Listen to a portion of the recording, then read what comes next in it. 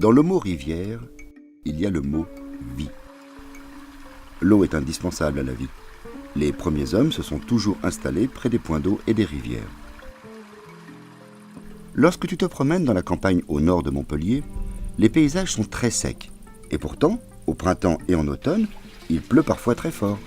Alors, où va cette eau de pluie ? Le sol des garrigues est une roche calcaire qui comporte de nombreuses fissures et crevasses, dans lesquelles l'eau s'infiltre. Sous la terre, elle sculpte des grottes impressionnantes, puis s'en va grossir les réserves d'eau souterraines. Certaines de ces galeries, creusées dans le calcaire, débouchent à l'air libre. Ce sont les sources, éléments majeurs du paysage, offrant aux garrigues des cours d'eau au caractère plus ou moins temporaire. La Mosson est une de ces jolies rivières. Elle présente, tout au long de son trajet, de multiples visages. La Mosson, c'est une rivière, c'est un beau cours d'eau qui prend sa source à Montarnot, dans un secteur un peu particulier au niveau géologique, puisqu'on est dans un secteur de karst, c'est-à-dire d'eau souterraine profonde.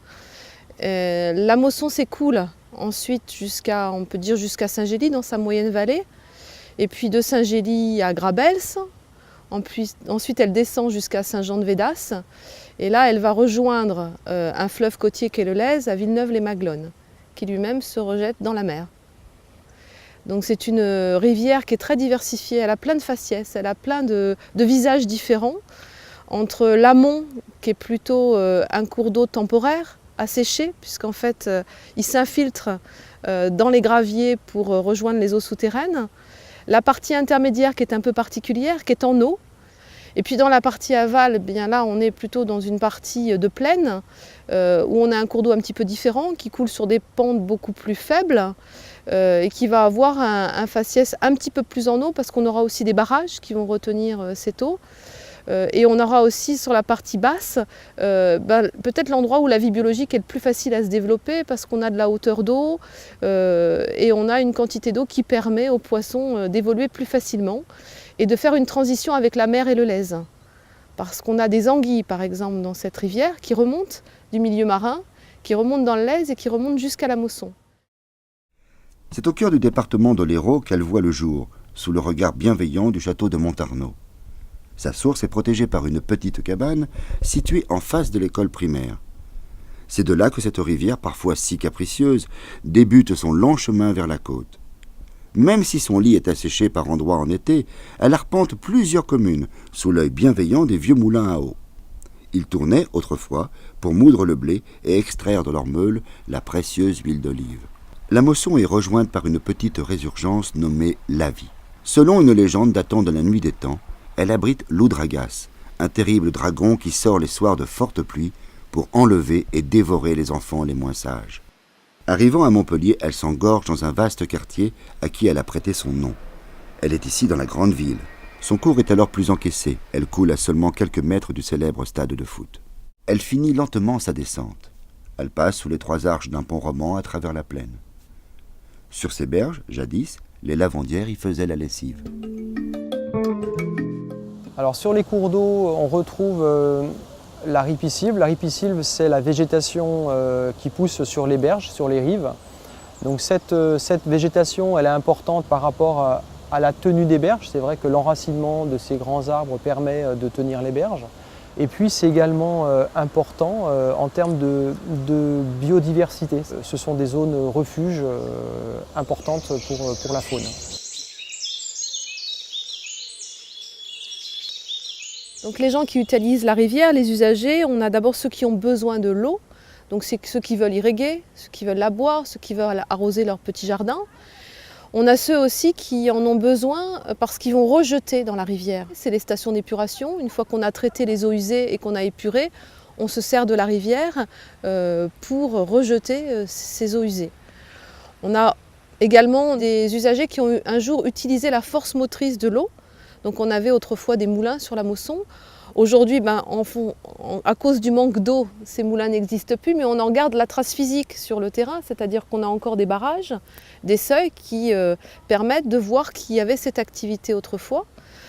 Et puis on a aussi ceux qui l'utilisent pour urbaniser parfois trop près, parfois qui vont ériger des remblais ou des murs pour essayer de construire le plus près possible de l'eau, et parfois en méconnaissance des risques et en contradiction avec la réglementation qui a pour but de préserver l'espace de liberté de ces cours d'eau, justement pour que les crues puissent s'étaler correctement et éviter qu'elles fassent des dégâts considérables.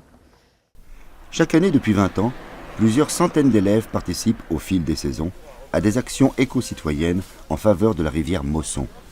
Sorties et ateliers de découverte avec les associations locales d'éducation à l'environnement, nettoyage de ces berges, parution de la Gazette de la Mosson, le journal annuel rédigé et illustré par les classes.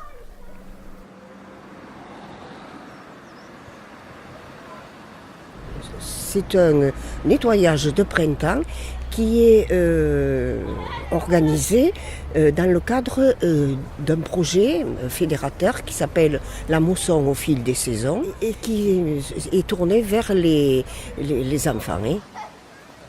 On a construit un totem avec des cagettes en bois et pour le finir, on a pris les déchets qu'on a trouvés dans la Mosson, autour de la Mosson, dans les berges, et on a mis combien de temps ça mettait à disparaître. Une bouteille c'est de 100 à 1000 ans, ça aussi c'est de 100 à 1000 ans, une bouteille en verre c'est 4000 ans, un briquet c'est 100 ans, et ensuite on a marqué un texte en haut, la longue vie des déchets abandonnés dans la nature. Donc la végétation de la rivière doit être entretenue vis-à-vis des risques notamment en termes d'inondation. Quand il pleut beaucoup sur le bassin versant, les rivières ont tendance à monter très rapidement et de façon très brutale. Cette végétation non entretenue, donc on a des arbres en fait qui se déplacent, qui soient arrachés ou qui soient déplacés sur la rivière. Et au niveau des ponts, au niveau des ouvrages d'art, au niveau des ouvrages hydrauliques, on vient avoir une accumulation de cette végétation qui crée en fait des obstacles, qui crée des embâcles. L'entretien des cours d'eau, notamment de la végétation, donc, est très important. La rivière, ne l'oublions pas, c'est le réceptacle des eaux de ruissellement et des déchets qui peuvent être également transportés.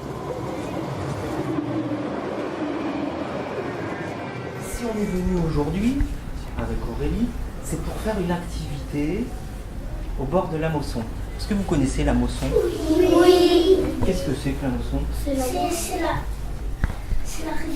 C'est la rivière. Elle est loin ou elle est pas loin? Elle est pas loin. Nous, hier, nous avons fait une demi-journée pour le nettoyage de notre quartier, donc les abords de la Mosson. Et alors, le constat, c'est assez affligeant parce que nous trouvons énormément de déchets. Et les enfants ont eu envie de réaliser une petite pancarte pour proposer aux gens de mettre leurs déchets dans les poubelles. Voilà, donc c'est ce que nous avons fait ce matin et nous venons de l'accrocher. Ça sert à dire aux gens qui jettent pas des pierres par terre. Et il faut les jeter à la poubelle, c'est pour ça qu'il y a une poubelle là-bas. Souvent, quand on nous signale une pollution dans la rivière, et la première étape, c'est de voir un petit peu si la rivière est en bonne santé ou pas. Donc pour ça, on a des instruments, des outils, un thermomètre pour mesurer la température de l'eau, un pH-mètre qui permet de vérifier si le pH de l'eau est à 7, c'est-à-dire qu'on doit avoir un pH neutre, ni trop acide ni trop basique, pour que les équilibres biologiques soient atteints. Et puis on va regarder aussi la conductivité. Donc c'est une mesure qui permet de voir quelle est la concentration en particules minérales dans l'eau, et plus on a de pollution, plus cette conductivité est élevée. Concernant la qualité des eaux d'une rivière et notamment de la Mosson, on peut l'étudier de par la qualité chimique dans l'eau. On peut également étudier la qualité de l'eau de par la présence d'animaux. À retenir que la présence des éphémères, la présence des plécoptères sont signes d'une bonne qualité des eaux et notamment d'une bonne oxygénation des eaux. Hop. Vous connaissez celui-là qui marche sur l'eau là? Oui, c'est le géris. Exactement, c'est le géris. Hop là, on a trop net. Ce jeudi matin là, on a décidé de faire une pêche avec les enfants pour leur montrer un peu les petites bêtes du ruisseau. Ça sert à découvrir un monde qu'ils n'ont pas l'habitude de voir. Ils viennent tous les jeudis matins dans le jardin, ils ont découvert les grandes herbes, ils ont découvert les insectes, ils ont découvert pas mal de choses. Mais le monde de la rivière, ils le connaissent mal. Ils connaissent mal le fait qu'il y ait des... Enfin, ils savent pas trop qu'il y a des petites bêtes, des insectes aussi dans l'eau, qui y vivent, des larves de libellules, des nippes, des notonectes. Et à nous, ça permet de leur ouvrir les yeux sur ce qui peut vivre dans la rivière. Et puis eux, ça les émerveille, quoi. C'est une source de plaisir énorme pour eux.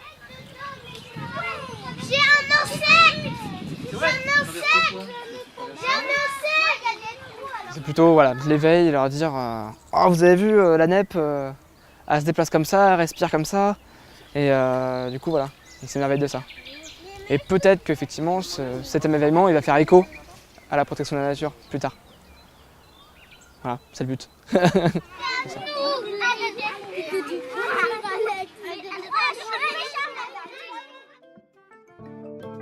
De sa source jusqu'à la Méditerranée, la Mosson parcourt une aventure de presque 40 km. Ces berges t'invitent à découvrir un univers surprenant. Tôt ou tard, l'eau de son lit rejoint la côte et les plages pour continuer, prolonger, depuis toujours l'incroyable cycle de l'eau. L'eau est notre bien commun, elle est précieuse et elle t'appartient. Chacun est concerné pour ne pas trop la polluer, ne pas la gaspiller, la respecter. Alors parle-en autour de toi. L'eau, c'est la vie.